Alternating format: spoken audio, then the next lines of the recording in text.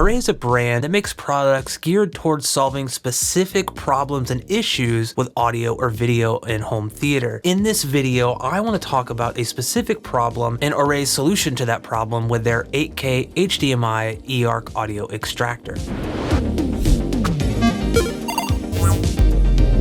So I actually have a bit of history with OREI. A few years ago, I actually purchased their HDA927 eARC extractor. And this thing is awesome. It takes the eARC output from your TV, strips it, and then sends that audio from the eARC, basically tricking your TV into thinking you have an eARC receiver. And then it outputs it to a non-eARC audio output for older receivers. Very useful if you don't want to upgrade your nice receiver that you got a few years ago. Well, apparently they saw that video and said, hey, we like it. We love what you're doing. Is there anything else we could send you? And I said, sure. So I had them send me the HDA929, which is kind of like the bigger brother to the HDA927. Better build quality, a lot more features. So recently they reached out again and said, hey, we want to actually sponsor a video. Is there anything we could send you to review? And I said, yeah, actually, I want to do something a little different because I could get another eARC extractor. They offer a ton of those. I could get an HDMI splitter, but I was like, you know what? I actually have a few friends that game on monitors that also use soundbars. And so they have a little bit of an issue because most gaming monitors don't have what? Audio output or eARC. They may have audio or onboard speakers, but they don't have an output.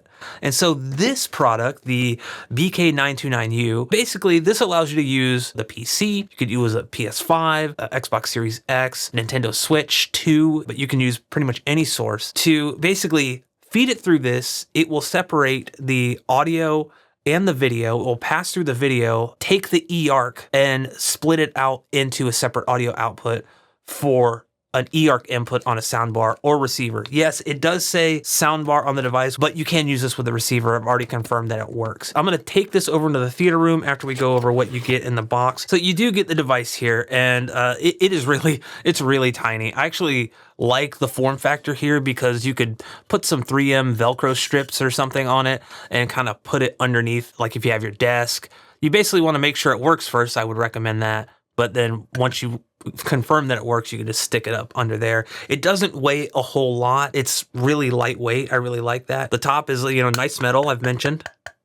On each side, we have a heat dissipation slot. So in my experience in testing, this thing doesn't get very warm, but it's always nice to have, a place for that heat to go should it ever be a problem. So we do have a power LED, an in LED, out LED soundbar, and a service port. I like that the LEDs are on the front because it allows you to see at a glance if something is not connected properly. In my experience, it just doesn't show up. And we'll actually confirm that when we go over to the theater room and test this thing out. Around the back, we actually have 3 HDMI ports and a power port on the side. So the far left HDMI input is for our source, so our PS5, PC, what have you. Our output is to our TV. This is basically going to be our video signal. And this is a pass-through, so it will do 4K, 120 hertz. It will do 8K 60 if you have a device that supports that and a TV that supports that. And it will do VRR, auto low latency mode, basically whatever your device is set to and supports, it will output it there, so no issues. And then out, it says soundbar, but this is just basically an eARC output. And this can go to a receiver or soundbar's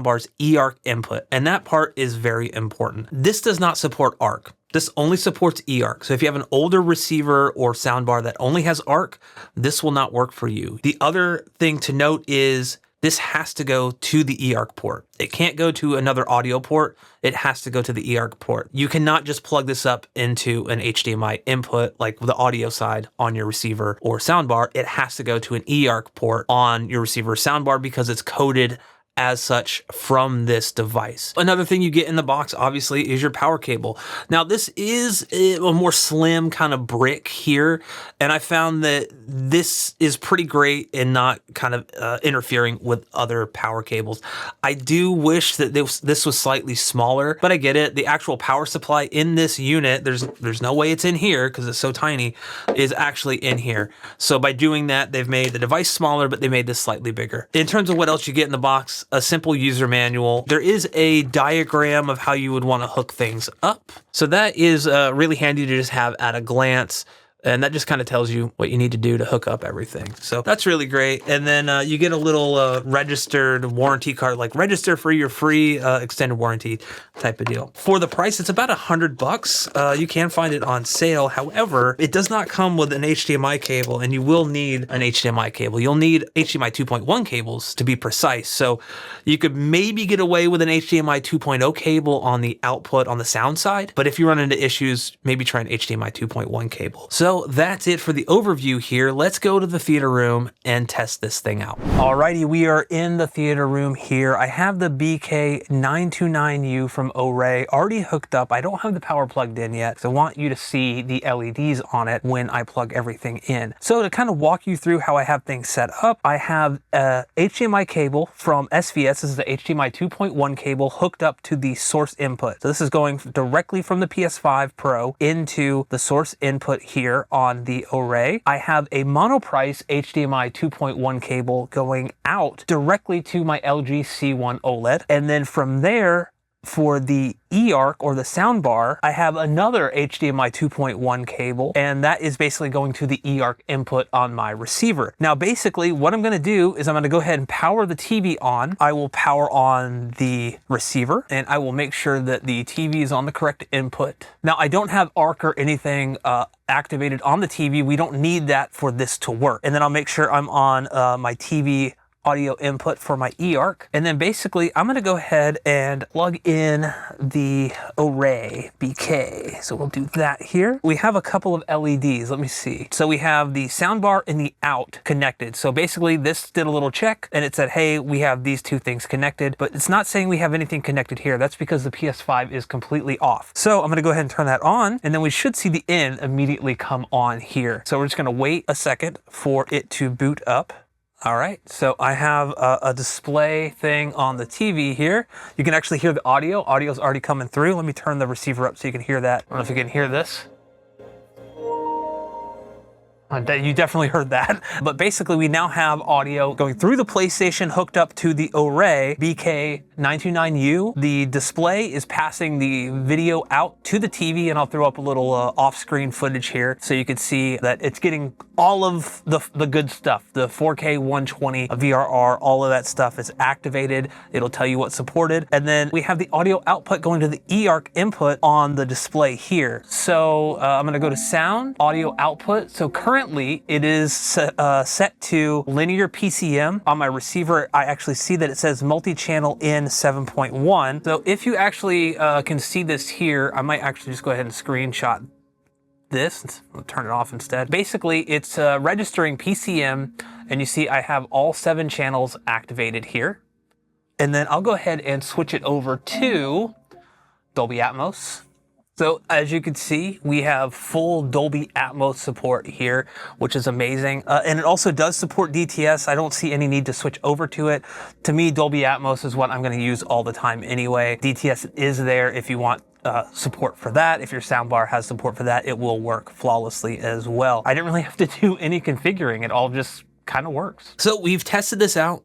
We've confirmed it works. It was pretty much plug and play, which I love. I hate when a device like this, you get it, you hope it works out of the box, because you know if you got to jump through hoops, it's going to be a head scratch. You're going to lose your hair. I mean, how do you think I got here? So let's just go over the pros and cons. So pros, easy setup, plug and play, didn't have any issues for me.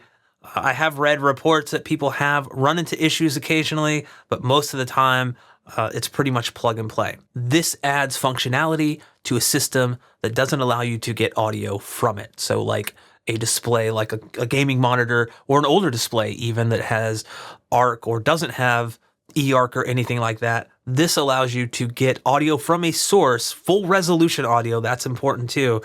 Dolby Atmos, DTS:X, linear PCM 7.1, all of that good stuff allows you to pass through the video unfiltered and unprocessed to your display. That's another major pro. It is HDMI 2.1 compliant, so like I mentioned just a second ago, this will pass through 4K 120, VRR, all the HDR formats, auto low latency, all that fun stuff. There's a bunch of other HDMI 2.1 features that are out there, and it will do 8K 60 if you have that support. Another pro that kind of goes into the plug and play nature side of things is there are no settings to adjust. There's no buttons, nothing. You plug it in, you plug your HDMI cables in, and you're good to go.